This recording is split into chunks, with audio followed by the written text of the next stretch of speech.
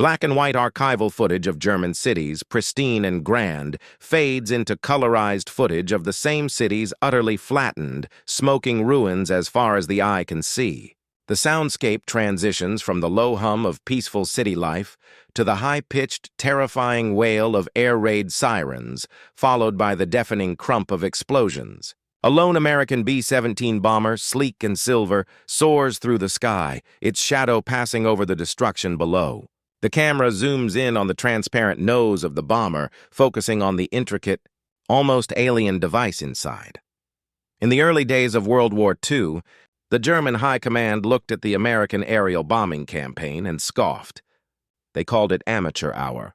Their generals, hardened by the Blitzkrieg and the relentless march across Europe, dismissed the United States Army Air Forces as a force of precision bombing amateurs, a myth perpetuated by Hollywood films. They believed their own flak cannons and the formidable Luftwaffe were more than enough to protect the fatherland. They pointed to the scattered, ineffectual bomb craters left by American raids and laughed, calling them a waste of bombs. They were wrong. They had not yet witnessed the true instrument of American industrial and scientific might.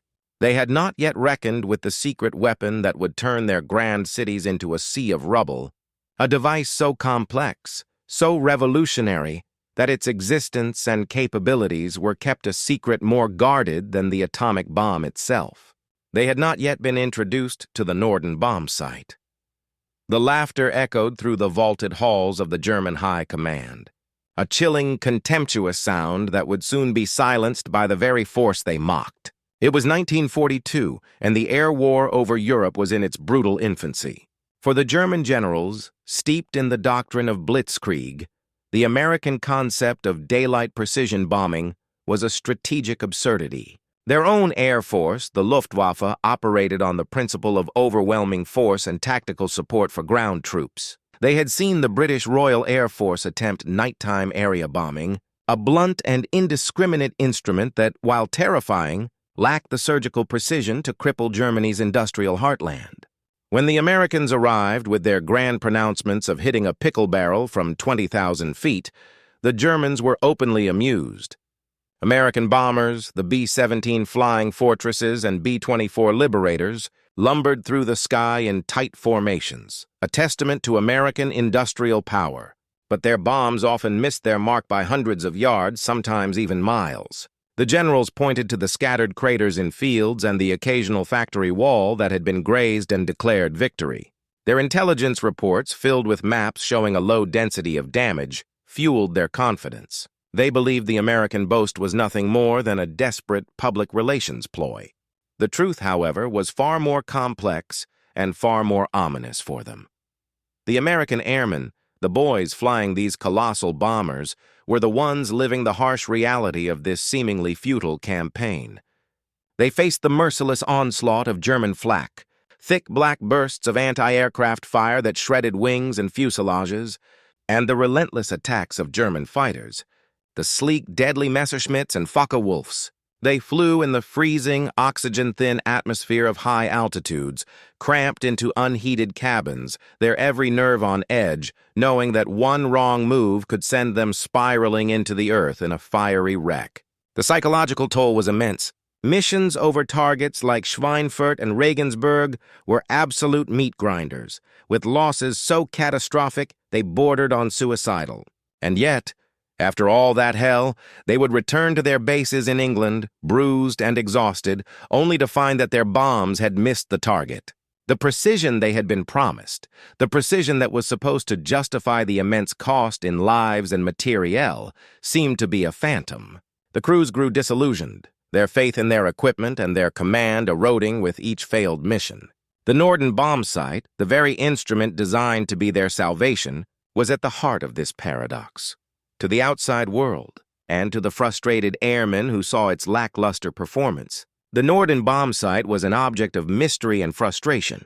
It was a complex gyroscopic marvel, a gleaming brass and aluminum contraption nestled in the bomber's transparent nose. Its true name was the Mark 15, but everyone simply called it the Norden.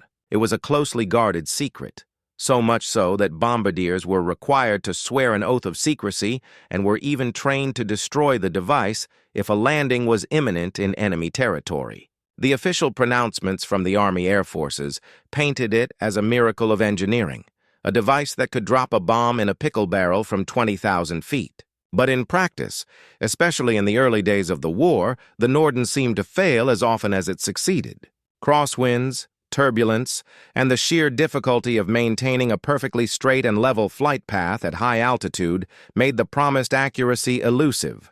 The bombardier, hunched over the site, would frantically input data, trying to account for all the variables, but the bombing runs often felt like a series of educated guesses. The German generals, with their smug reports and their mocking laughter, saw only the results of this struggle. They saw the widespread craters and the intact factories. They couldn't see the silent, desperate fight of the American airmen, the constant struggle to make the Norden bombsight live up to its mythical reputation. They were completely unaware of the silent, almost obsessive work happening behind the scenes, a massive, all-encompassing effort to unlock the Norden's true potential. An effort that would soon turn their laughter to ash. The key to the Norden's power, the very element that would one day terrorize the German populace, was not just in the machine itself, but in the human factor, the training, the tactics, and the relentless, almost fanatical drive to perfect the art of precision bombing. The early failures were not a failure of the device's core principles, but a failure of the conditions under which it was being used. The bombardiers, rushed through training, were not yet masters of their craft. The pilots, under constant stress, struggled to hold the bomber steady on its final approach. The weather over Europe, notoriously fickle and often obscured by clouds, was a constant obstacle. But American ingenuity, that unyielding pragmatic force, would not be defeated by these problems. New training programs were being developed, more rigorous and comprehensive. New tactics were being devised to counter German defenses and to ensure a steady flight path. The very airmen who were currently failing were also the ones who were learning, adapting, and perfecting their methods with every single mission. They were a living feedback loop, a brutal but effective method of optimization. While the German generals celebrated their perceived tactical superiority, they failed to recognize the relentless American drive to solve the very problems they were exploiting. They failed to see that the era of scattered, ineffectual bombs was not a permanent state of affairs, but a temporary phase, a mere prelude to the storm that was coming. They were completely blind to the fact that the scattered craters were not the final word, but the first chapter of a story that would end with their cities in flames and their industries reduced to dust. The Norden bombsight, for all its early failings, was not a failed experiment. It was a weapon of incredible power, a weapon being quietly and meticulously sharpened, ready to unleash its full, devastating potential upon the very people who were now so arrogantly mocking its creators.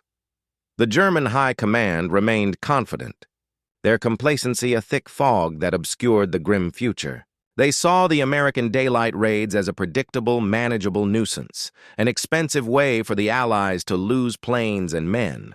They believed their defenses, the impenetrable wall of flak and the swarms of deadly fighters, would continue to make precision bombing an impossibility. They simply could not conceive of a technology or a tactical approach that could overcome the chaos of high-altitude combat to deliver a bomb with pinpoint accuracy.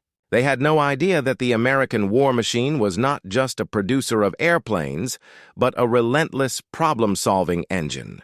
They did not understand that for every failed mission, 100 engineers and strategists and trainers were working to correct the flaws, to close the gap between the Norden's potential and its reality. They thought they were facing a static opponent, a force whose limitations they had already gauged and dismissed. They were about to discover that they had made a profound and fatal miscalculation. The first act was over. The curtain was about to rise on a new and terrifying chapter of the air war. The laughter was about to die in their throats, replaced by the howl of sirens and the roar of 1,000 explosions. The Norden bombsight was about to become the instrument of their reckoning, a silent, unblinking eye of vengeance that would lay waste to their proudest accomplishments. The time for jokes was over. The time for the storm had finally arrived. a storm of iron and fire that would be directed with a precision they could not even imagine. The turning point was not a single moment, but a series of interconnected innovations and a monumental shift in strategy. It was a quiet revolution happening in the laboratories and training grounds behind the front lines. While the German generals were busy analyzing the scattered bomb patterns, the Americans were busy closing the gap between theory and practice. The first critical step was the establishment of dedicated bombardier training facilities, places where the most promising candidates were put through a rigorous, almost monastic regimen. These were no longer just pilots and navigators who happened to be trained on the Norden. They were specialists, an elite corps of technicians and artists. They learned not just how to operate the machine, but how to master the complex art of dead reckoning, of calculating for drift, wind speed, and target altitude with an almost intuitive grace. They were taught to see the world not as a landscape, but as a grid, a series of coordinates that could be precisely targeted from miles above. The Norden bombsight was no longer a mystery to them. It was an extension of their own will, a finely tuned instrument that they could coax and guide with a surgeon's touch. They learned to account for the subtle yaw of the plane, the slight variations in air density, and the microscopic twitch of the aircraft's rudder that could throw a bomb hundreds of yards off course. This new breed of bombardier was a far cry from the frustrated amateurs of 1942. They were the harbingers of a new kind of war, a war of mathematical precision. Concurrently, the engineers at the Norden Corporation and the Army Air Force's technical branches were not sitting idle. They were relentlessly improving the device itself. They had discovered that the early models were susceptible to vibrations from the bomber's powerful engines, causing a subtle but fatal gyroscopic drift. They developed new shock-absorbing mounts, a small change that had an immense impact on accuracy. They refined the clockwork mechanisms, making the timing more precise. They improved the optics, giving the bombardier a clearer view of the target. These were not groundbreaking scientific discoveries, but meticulous, methodical improvements, a testament to the power of incremental progress. The Norden bombsight of 1944 was a significantly more reliable and accurate instrument than its 1942 predecessor. The myth of the pickle barrel was no longer a myth. It was a burgeoning reality. The German intelligence agencies, locked into their early assessments, completely missed these crucial developments. They were looking at the problem from a distance, a macro view of the battlefield, while the Americans were solving it at a microscopic, mechanical level. The most profound shift, however, was in the tactics. American commanders, learning from the brutal lessons of missions like Schweinfurt, began to understand that precision bombing was not just about the bomb site, but about the entire process of getting the bomber to the target. They began to use specialized formations, with lead bombers carrying highly experienced bombardiers, who would then direct the entire squadron to release their bombs simultaneously. This Pathfinder concept was a game-changer. Instead of a dozen different bombardiers on a dozen different planes trying to solve the same problem with slightly different calculations, one expert would find the solution for all. It was a massive force multiplier. The bomb runs became smoother, more coordinated, and far more accurate. The fighter escort, which had been a constant point of contention, was also refined. The arrival of the long-range P-51 Mustang, with its exceptional range and speed, meant that American bombers now had a dedicated, powerful escort all the way to their targets and back. The German Luftwaffe, which had enjoyed a field day against the vulnerable early bomber formations, now had to fight its way through a gauntlet of deadly fighters. The balance of power was shifting, subtly at first, then with a terrifying velocity. The German High Command, still convinced of their air superiority, failed to recognize the P-51 as the silent harbinger of their doom. They saw it as another fighter, another problem to be solved. But they did not see it as the final piece of the precision bombing puzzle, the piece that would protect the bombardiers as they went about their deadly work.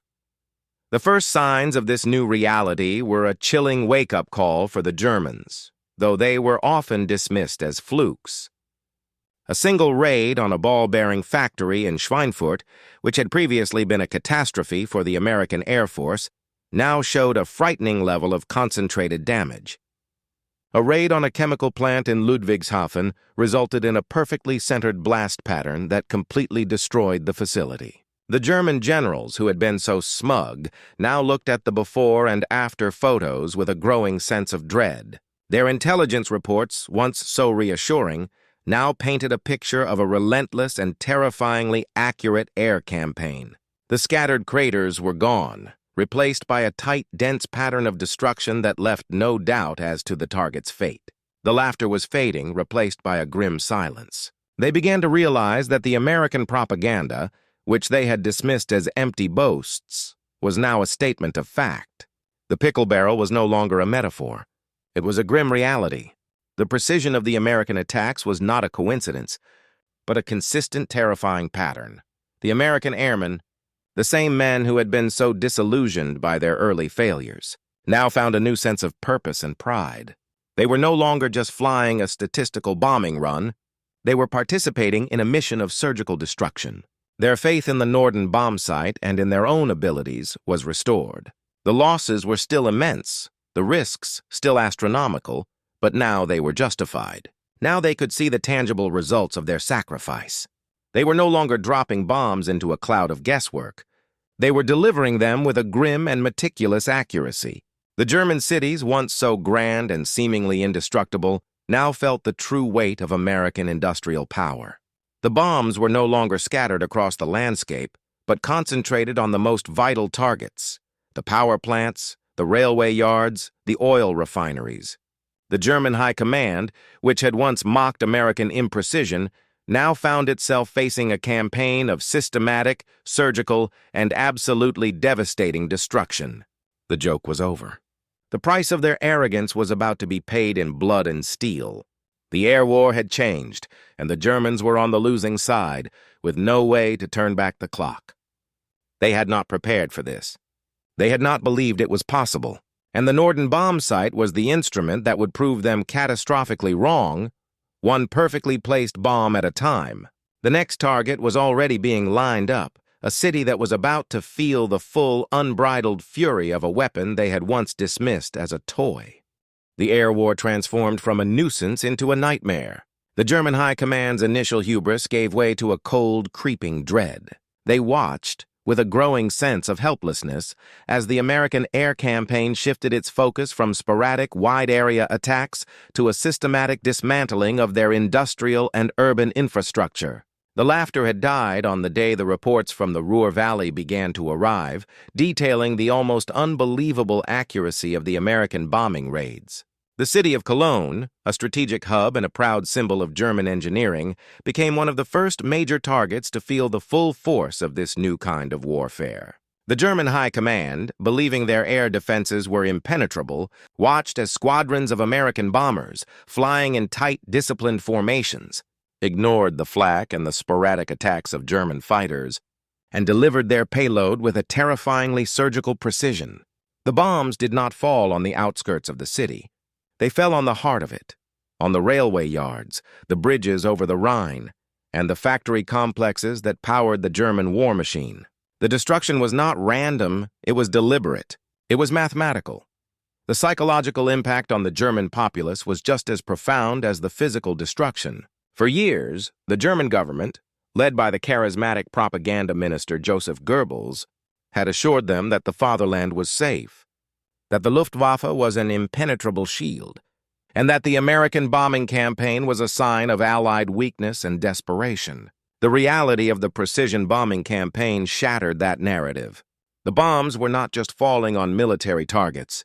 They were devastating entire neighborhoods surrounding them, leveling homes, schools, and hospitals with a terrible, almost scientific indifference. The civilians, who had once cheered at news of failed American raids, now lived in a constant state of terror, their lives dictated by the mournful wail of the air raid sirens. The American bombardiers high in the sky were a distant, almost godlike force of destruction.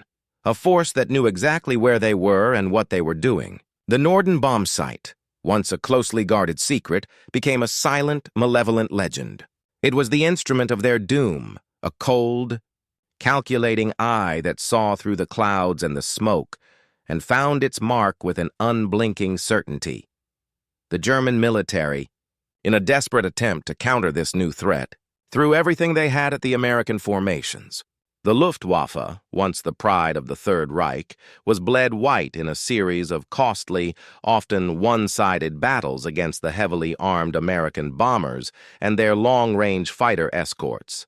The German flak batteries, once so effective at creating a wall of iron and fire, were now proving to be a blunt instrument against a surgical strike. The American bombardiers, protected by the P-51s and guided by the Norden, could fly a more direct, predictable path to the target, allowing the flak gunners a clearer shot but also making their job far more deadly. The German High Command, in a fit of desperation, began to divert resources from the Eastern Front to protect their homeland from the relentless aerial assault, a strategic blunder that would have immense consequences down the line. But nothing they did seemed to stop the rain of bombs. The American bombardiers, now veterans of the air war, were masters of their craft. They knew how to coax the Norden, how to compensate for the slightest tremor of the aircraft, how to find the perfect moment to release the bombs. They were no longer amateurs. They were a force of trained and battle-hardened professionals, each one a walking embodiment of the American war machine's relentless efficiency. The irony of the situation was not lost on the American airmen. They knew the Germans had once laughed at them. They had seen the smug reports, heard the contemptuous broadcasts. Now, with every perfectly placed bomb, they were paying back that debt of derision. The bombings were no longer just a military operation. They were an act of psychological warfare. The bombardiers, sitting in the plexiglass nose of the B-17s, watched with grim satisfaction as their bombs detonated with pinpoint accuracy, turning the German general's smug laughter into a terrified gasp. They were no longer just dropping bombs. They were dropping retribution. The Norden bombsight was the instrument of this cold, calculated vengeance, a silent, unblinking eye that saw through the German defenses and found its mark with an almost biblical certainty. The German High Command, in a final desperate act of denial, refused to fully acknowledge the new reality. They continued to issue optimistic communiques, to downplay the destruction, and to promise a new Wunderwaffe, a miracle weapon that would turn the tide of the war. But the reality on the ground was a stark contrast to their propaganda. The German populace, once so confident in their leadership, was now filled with doubt and despair. They could see the smoke rising from the rubble of their cities. They could hear the wail of the sirens. They could feel the ground shake with the impact of the bombs. The American bombers, once a distant, ineffectual threat, were now a terrifying, omnipresent reality. The Norden bombsight had not just leveled their cities. It had leveled their morale. It had broken their will to resist. The war in the air was no longer a battle of planes and men. It was a war of science and technology, a war of mathematics and engineering, and the Germans were losing it, a fact that was about to be proven with a final devastating blow. The Allies were preparing a strike that would not only cripple the German war machine, but would leave a scar on the German psyche that would last for generations. The target was about to be selected, a target so vital and so well defended that its destruction would be the ultimate test of the Norden's power and the American bombardiers' skill. The final, fatal irony was about to unfold. The raid on Berlin was the culmination of everything.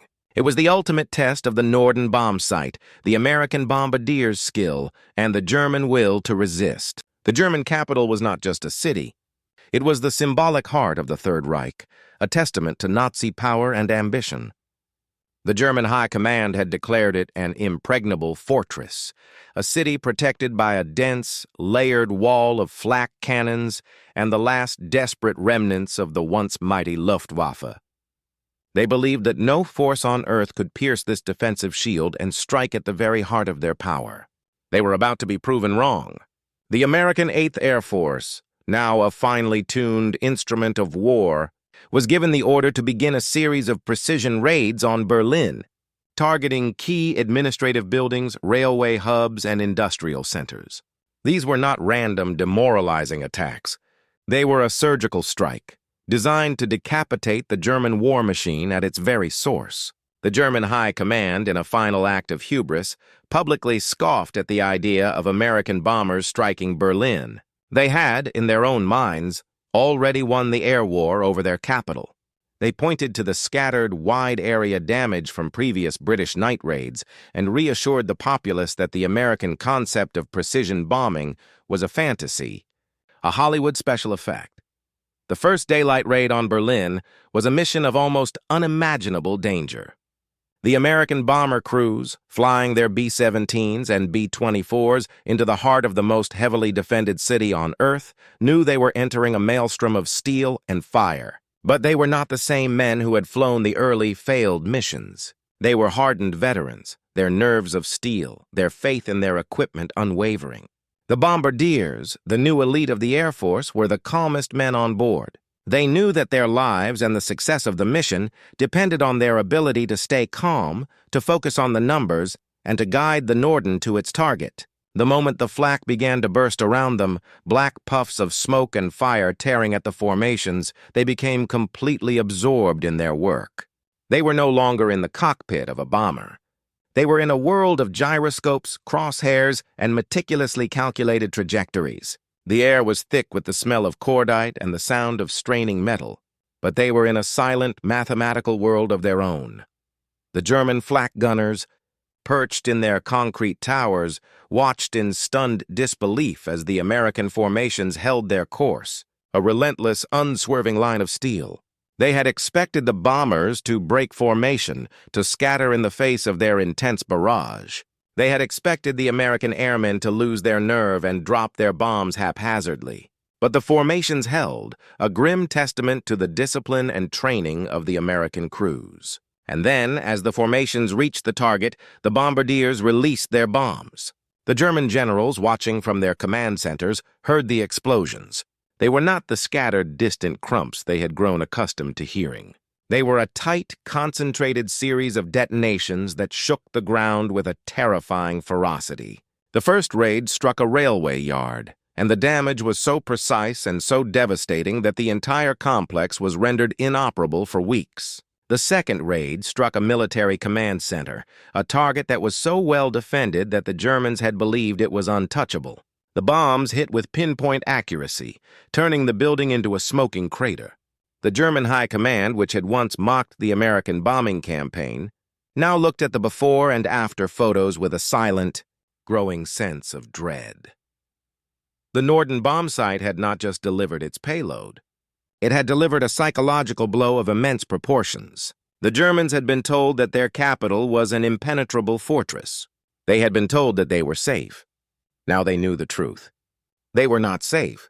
The American bombers, guided by a technology they could not comprehend and flown by men who were masters of their craft, could reach them anywhere, at any time. The raids continued with a relentless, methodical precision. The targets were no longer just military. They were the very symbols of the Nazi regime's power and control. The Air Ministry, the Gestapo headquarters, the SS headquarters, all were struck with a terrifying accuracy.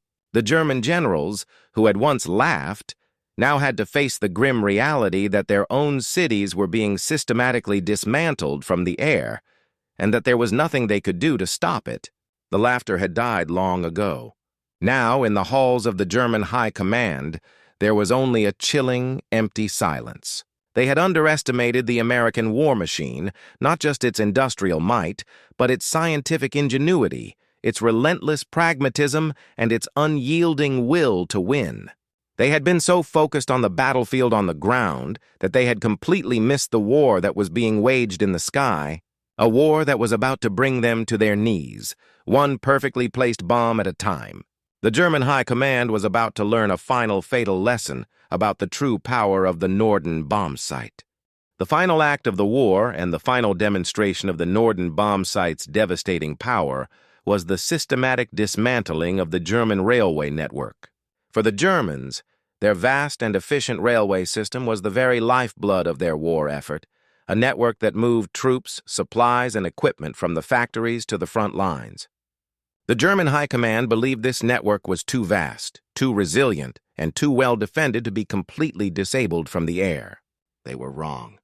The American bombardiers, now a force of battle-hardened veterans, used the Norden bombsight to strike at the railway yards, the bridges, the viaducts, and the key junctions with a chilling, almost mechanical efficiency. The raids were not aimed at the sprawling railway yards themselves, which were too large to be completely destroyed, but at the specific, vital bottlenecks that kept the entire system running. They targeted the signal boxes, the switch yards, and the key bridges that, once destroyed, would cripple the entire network for days or even weeks. The German High Command, in a state of growing desperation, threw everything they had at the American bomber formations. The last remnants of the Luftwaffe, manned by exhausted and inexperienced pilots, rose to meet the American formations, but they were no match for the P-51 escorts and the disciplined American crews. The German flak batteries, once a terrifying wall of fire, were now a blunt, ineffectual instrument against a surgical strike. The American bombardiers, sitting in the noses of their B-17s, watched with grim satisfaction as their bombs detonated with pinpoint accuracy, severing the German railway network with a series of perfectly placed explosions. The German High Command, which had once boasted of their logistical superiority, now found themselves facing a system in complete disarray. Trains, laden with troops and supplies, were stranded in railway yards, their routes blocked by bomb craters and twisted metal. The German armies, fighting a desperate last-ditch defense on both the eastern and western fronts, were being starved of the men and materiel they needed to continue the fight. The German generals, who had once scoffed at American precision, now had to face the grim reality that their entire war effort was grinding to a halt, not from a single catastrophic battle, but from a relentless, methodical campaign of precision destruction. The psychological impact on the German populace was immense. The railway system, which had once been a symbol of German efficiency and power, was now a source of constant dread. The sound of the American bombers, once a distant rumor, was now a daily reality. The German people, who had once been so confident in their government's ability to protect them, were now living in a state of perpetual fear and uncertainty. The Norden Bombsight, which they had once dismissed as a myth, was now a silent, malevolent presence in their lives, a weapon that could find them anywhere, at any time, and destroy their cities, their industries, and their homes. The Germans had learned their lesson, but the price of that lesson was immense. The laughter had died long ago. Now, in the final days of the war, there was only a quiet, resigned despair. They had been outsmarted, out-engineered, and outfought. The war in the air, which they had once so arrogantly dismissed, was the war that had broken them. The Norden Bombsight, a gleaming, gyroscopic marvel, was the silent, unseen hand of their defeat. It was the instrument that had turned their grand cities into a sea of rubble, their mighty industries into smoking ruins, and their once unstoppable war machine into a collection of rusting, useless hulks. It was the ultimate demonstration of American industrial and scientific might, a weapon of such precision and power that it had rendered all of the German defenses moot. The German generals, who had once laughed, now had to face the grim, silent reality of a nation in ruins, its infrastructure destroyed, its military crippled, and its people broken. The Norden Bombsight had not just leveled their cities, it had leveled their spirit. The war was over, and the Germans were on the losing side, with no one to blame but themselves. They had underestimated a weapon they had once mocked, and the cost of that mistake was the total and utter destruction of their nation. The final bitter irony of their defeat was that they had been conquered not by a storm of fire, but by the cold, calculating eye of a machine. The last laugh was not theirs, but the silent, unblinking triumph of a single brilliant piece of technology. The Norden Bombsight had not just won a war, it had changed the very nature of warfare forever.